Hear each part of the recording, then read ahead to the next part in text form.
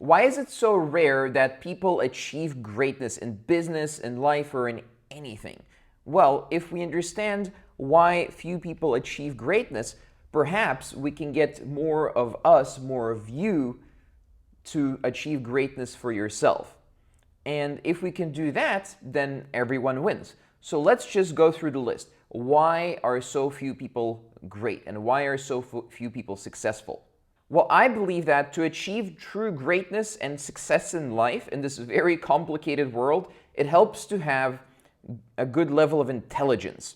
And you can develop this to a certain point, right? So why can some people have great intellectual conversations and understand complicated concepts and keep track of various variables that are complicated and just have this amazing conversation where they come closer to the truth of any matter they want to discuss?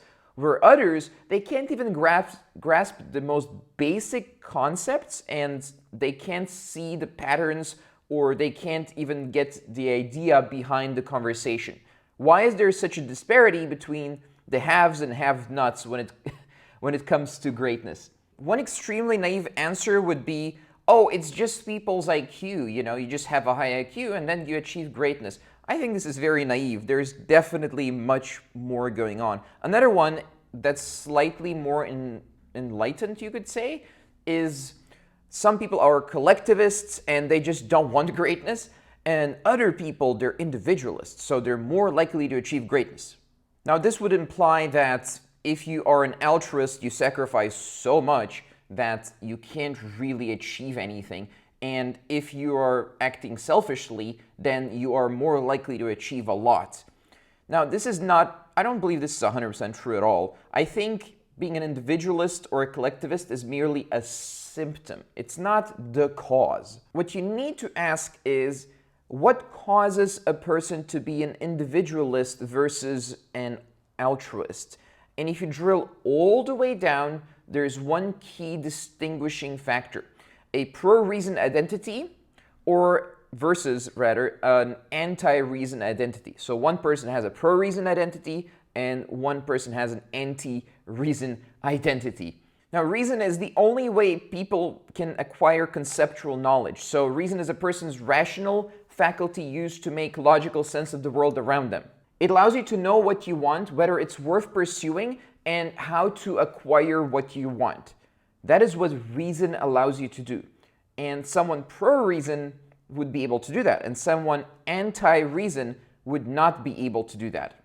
And that's why reason is the only way to achieve success. Without it, it is impossible to determine which course of action to take to achieve the results that you want.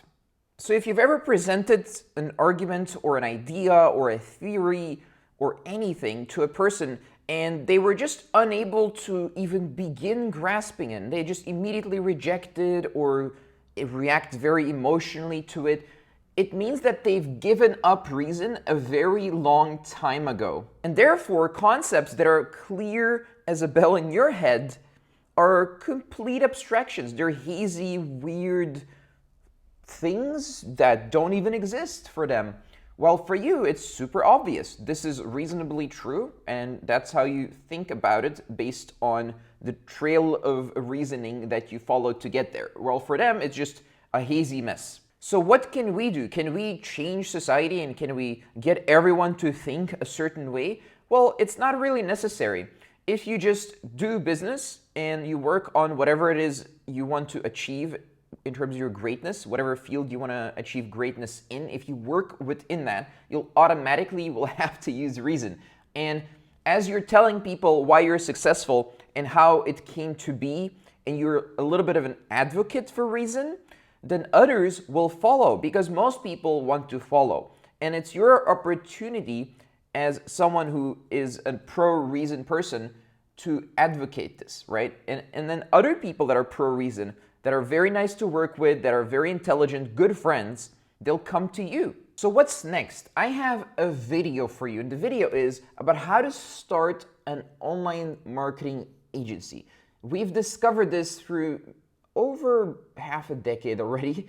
That's a big number of testing and figuring stuff out with hundreds of people, close to 1,000 already. We figured out a good business model that is suitable for beginners.